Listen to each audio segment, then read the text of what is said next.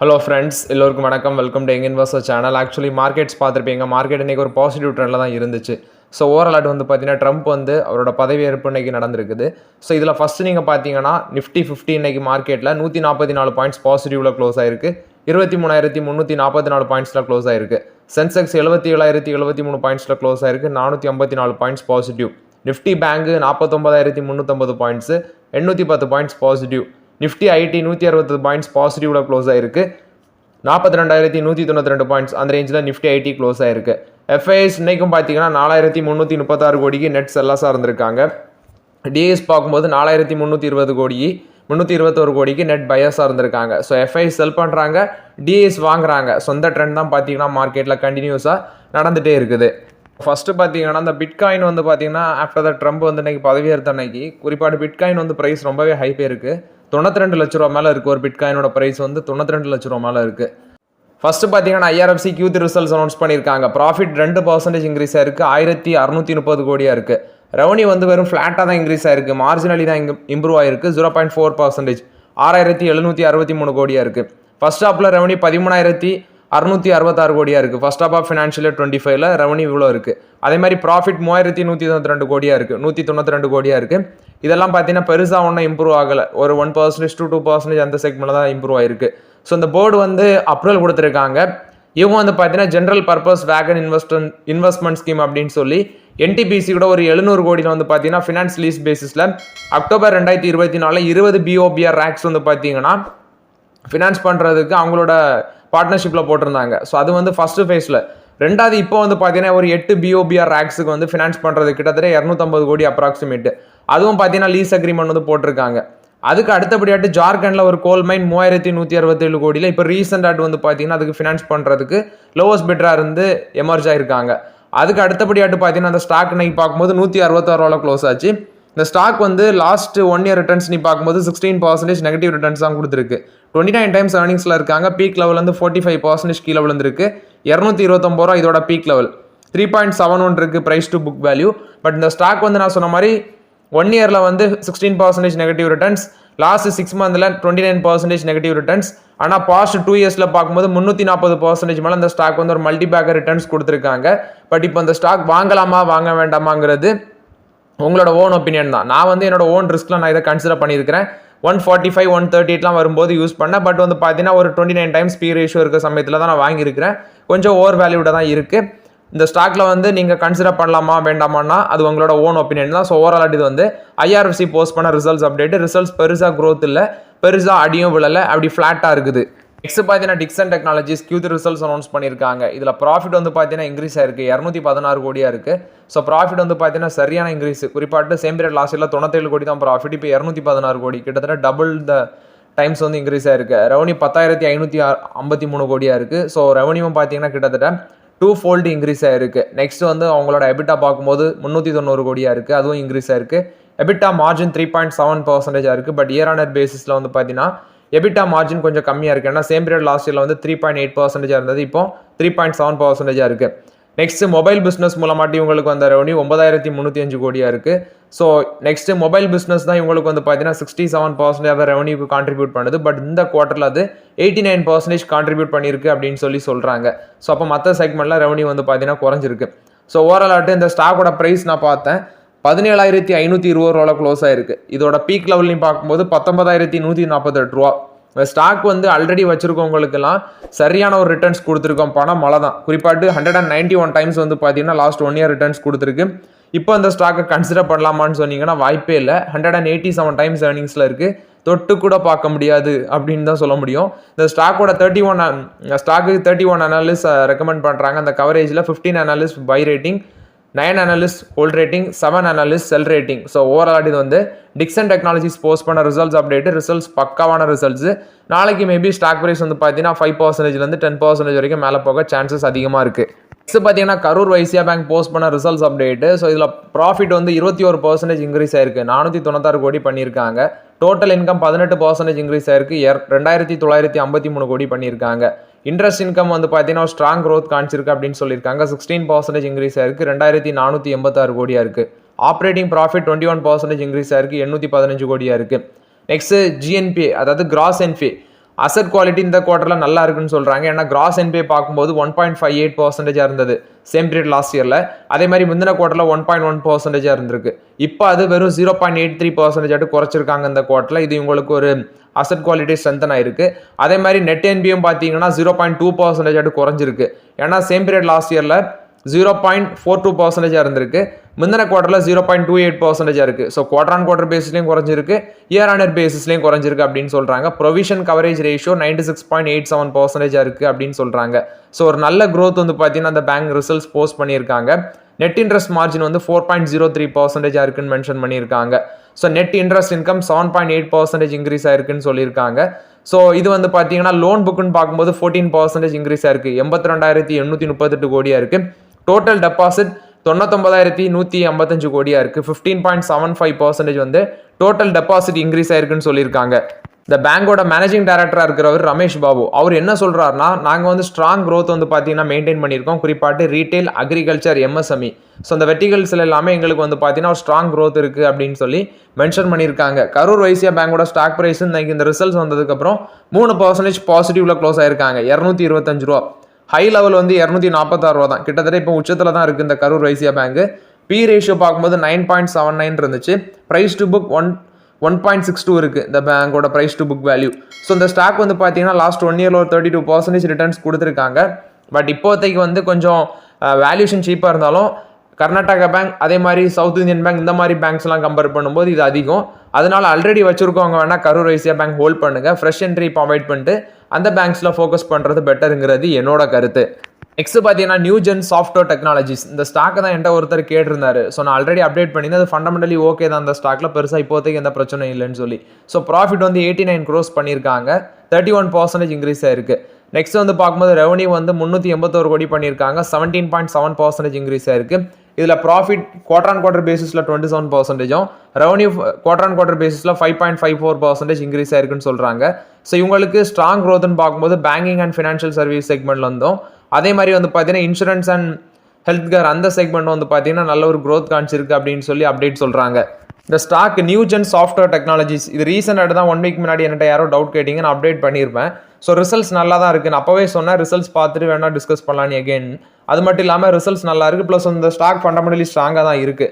பிஸ்னஸில் பெரிய அளவில் அடியெல்லாம் விழலை. 1564 ரூபா இருக்குது, பட் வேல்யூஷன் ரொம்பவே ஹை. ஆல்ரெடி வச்சிருக்கோங்க ஹோல்ட் பண்ணுங்கள். 1798 ரூபா தான் எங்களோட 52 week high. 76 times B ratio இருக்குது, வச்சிருக்கவங்க ஹோல்ட் பண்ணுங்கள். இப்போதைக்கு எந்த நெகட்டிவ் அப்டேட்டுமே கம்பெனி பக்கம் இல்லை. ஐ திங்க் டெட் ஃப்ரீ கம்பெனின்னு தான் நினைக்கிறேன் அந்த கம்பெனி. ஸோ வச்சுக்கோங்க, லாங் டேர்முக்கு ஒர்த்தாக தான் இருக்கும். இது வந்து நியூஜென் சாஃப்ட்வேர் டெக்னாலஜிஸ் போஸ்ட் பண்ண ரிசல்ட்ஸ் அப்டேட்டு. நெக்ஸ்ட் வந்து பார்த்தீங்கன்னா ICICI securities actually Q3 results announce பண்ணியிருக்காங்க. ப்ராஃபிட் 8% இன்க்ரீஸ் ஆயிருக்கு, 504 கோடியாக இருக்குது. அது மாதிரி ரெவன்யூ ஃப்ரம் ஆப்ரேஷன் 1585 கோடியாக இருக்குன்னு சொல்லியிருக்காங்க, 20% இன்க்ரீஸ் ஆயிருக்கு. டோட்டல் எக்ஸ்பென்சஸ் 909 கோடியாக இருக்குது. டோட்டல் எக்ஸ்பென்சஸ் பார்த்தீங்கன்னா இன்க்ரீஸ் ஆயிருக்குன்னு சொல்கிறாங்க. ஏன்னா சேம் பீரியட் லாஸ்ட் இயரில் 699 கோடி தான் ஸ்பெண்ட் பண்ணியிருக்காங்க. அதே முந்தின குவார்ட்டரில் வந்து பார்த்தீங்கன்னா 995 கோடி பண்ணியிருக்காங்க. ஆக்சுவலி குவார்டர் ஆன் குவார்டர் பேஸில் அடி வாங்கியிருக்கு, இயர் ஆன் இயர் பேஸில் இன்க்ரீஸ் ஆயிருக்கு. ஏர்னிங்ஸ் பர் ஷேர் 15.53 rupees இருக்குது அப்படின்னு சொல்லியிருக்காங்க. அதுவும் சேம் பீரியட் லாஸ்ட் இயரை கம்பேர் பண்ணும்போது இன்க்ரீஸ் ஆயிருக்கு. இந்த ஸ்டாக் லாஸ்ட் 1 yearல 8% தான் ரிட்டர்ன்ஸ் கொடுத்துருக்கு. லாஸ்ட் 3 monthsல ஒரு 5% நெகட்டிவ் ரிட்டர்ன்ஸ் கொடுத்துருக்காங்க. இந்த ஸ்டாக்ல கொஞ்சம் ரீசெண்டாக கொஞ்சம் அலிகேஷன் சொல்கிற மாதிரி இருக்குது, சில பிரச்சனைகள்லாம் ஓடிட்டு இருந்துச்சு. என்ன பிரச்சனைகள் அப்படின்னு சொல்லி பார்க்கும்போது ஐசிஐசிஐ செக்யூரிட்டிஸை டீலிஸ்ட் பண்ணிட்டு ஐசிஐசிஐ பேங்க், அந்த ஐசிஐசிஐ செக்யூரிட்டிஸ் வச்சிருக்கவங்கள ஐசிஐசிஐ பேங்க் ஷேர் கொடுக்க போகிறதாட்டு அப்படி ஒரு அப்டேட்டு. ஆனால் அந்த இதுக்கு எல்லாமே பார்த்தீங்கன்னா இந்த மைனாரிட்டி ஷேர் ஹோல்டர்ஸ் எல்லாமே அப்ஜெக்ட் பண்ணாங்க. ஆனால் அது அவங்களுக்கு அப்ஜெக்ட் பண்ணுறதுக்கு வந்து இது ரைட்ஸ் கிடையாது. ரீசன் அப்படின்னு சொல்லி பார்க்கும்போது அதுக்கு எலிஜிபிலிட்டி பார்த்தீங்கன்னா 10% ஈக்விட்டி ரிக்யூட்மெண்ட் இருந்தால் தான் அவங்க வந்து அப்ஜெக்ட் பண்ண முடியும் அந்த ஷேர் ரேஷியோ கணக்குப்படி. ஏன்னா இப்போ மைனாரிட்டி ஷேர் ஹோல்டர்ஸ் அப்போஸ் பண்ணவங்க மனு ரிஷி குப்தா, அடுத்தது இந்த குவாண்டம் மியூச்சுவல் ஃபண்ட் இவங்கெல்லாம் அப்போஸ் பண்ணாங்க. ஆனால் அவங்கள்ட்ட 0.082% ஆஃப் த ஸ்டேக் தான் இருந்துச்சு ஐசி செக்யூரிட்டிஸில். எலிஜிபிலிட்டி பார்க்கும்போது 10% ஈக்விட்டி ரிக்யூட்மெண்ட் வேணும் கம்பெனிஸ் ஆக்ட் படி. ஸோ இப்போ என்ன பண்ணுவாங்கன்னா ஐசிஐசிஐ செக்யூரிட்டிஸ் வந்து இப்போ உங்கள்ட்ட 100 ஐசிஐசிஐ செக்யூரிட்டி ஷேர் இருக்கிற பட்சத்தில் 67 ஐசிஐசிஐ பேங்க் ஷேர் வந்து உங்களுக்கு கிடைக்கும். இதெல்லாம் வந்து பார்த்தீங்கன்னா மார்ச்லேயே அப்டேட் பண்ணிட்டாங்க. மேபி எலிஜிபிள் எல்லாம் வாங்கினா கிடைக்குமான்னு எனக்கு சரியாக தெரில. அது மட்டும் இல்லாமல் ஐசிஐசிஐ செக்யூரிட்டிஸ் வந்து ஐசிஐசிஐ பேங்கோட ஹோலி ஓன் சப்சிடியராட்டு மாறிடும். ஸோ ஓவரால் இது வந்து ஐசிஐசிஐ செக்யூரிட்டிஸ் போஸ்ட் பண்ண ரிசல்ட்ஸ் அப்டேட்டு. டிவிஎஸ் மோட்டார் பார்த்தீங்கன்னா இந்தியாவிலே first Bluetooth connector electric 3-wheeler வந்து லான்ச் பண்ணியிருக்காங்க அப்படின்னு சொல்லி அப்டேட் கொடுத்துருக்காங்க. ஸோ இது வந்து பார்த்தீங்கன்னா அர்பன் டிரான்ஸ்போர்ட்டுக்கு ரொம்பவே யூஸ்ஃபுல்லாக இருக்கும் அப்படின்னு சொல்லி இனோவேட்டிவ் டெக்னாலஜிலாம் யூஸ் பண்ணி ஓரலாட்டு கிங் இவி மேக்ஸ் அப்படிங்கிற இதில் வந்து பார்த்தீங்கன்னா ஃபர்ஸ்ட் எலக்ட்ரிக் 3-வீலர், இது வந்து ப்ளூடூத் கனெக்டிவிட்டியோட இந்தியாவில் ஃபஸ்ட்டு முதல் முறையாட்டி இவங்க லான்ச் பண்ணியிருக்காங்க டிவிஎஸ் மோட்டரு. இது டிவிஎஸ் மோட்டரை பொறுத்த வரைக்கும் ஒரு பாசிட்டிவ் அப்டேட்டு.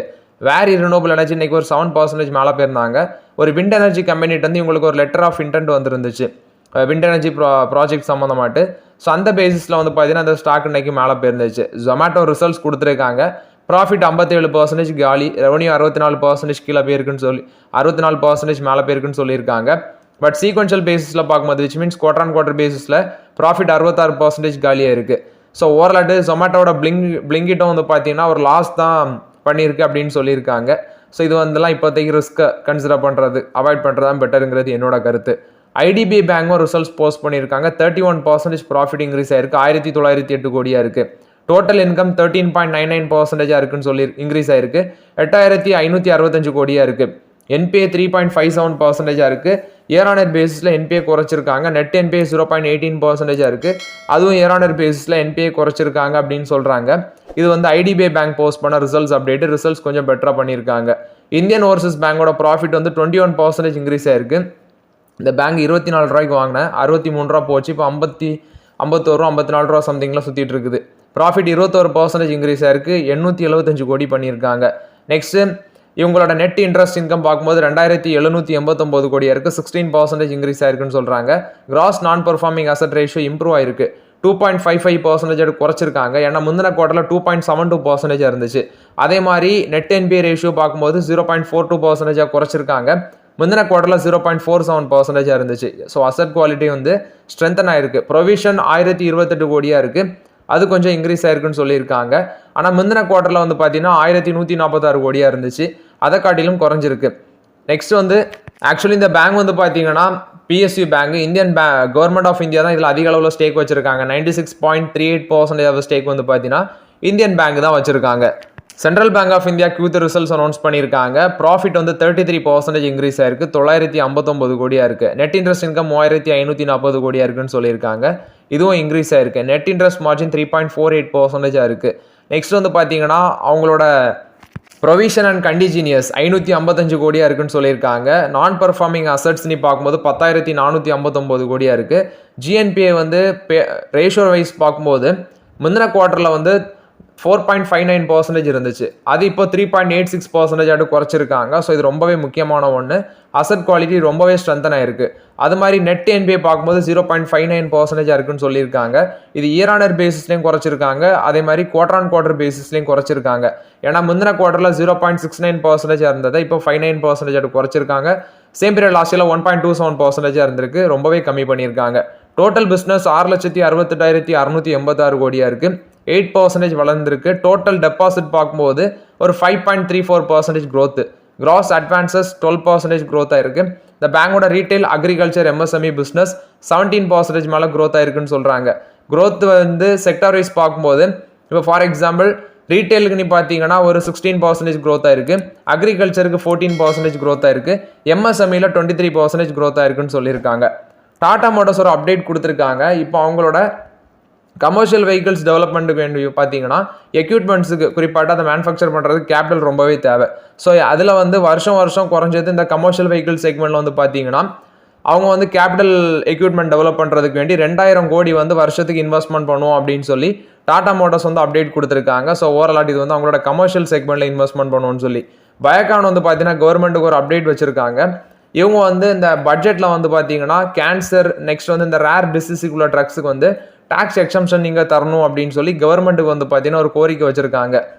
நெக்ஸ்ட் பார்த்தீங்கன்னா ஒருத்தர் கமெண்ட்டில் கேட்டிருக்காரு, ப்ரோ டெய்லி டிவிடெண்ட் அனௌன்ஸ் பண்ணுற ஸ்டாக் லிஸ்ட் மட்டும் கொஞ்சம் மென்ஷன் பண்ணுங்க அப்படின்னு சொல்லி. டெய்லி எந்த ஸ்டாக் ப்ரோ டிவிடெண்ட் அனௌன்ஸ் பண்ணுவாங்க? ஆக்சுவலி குவார்டர் ரிசல்ட்ஸ் போஸ்ட் பண்ணும்போது தான் ரிசல்ட்ஸ் அனௌன்ஸ் இது டிவிடெண்ட் அனௌன்ஸ் பண்ணுவாங்க.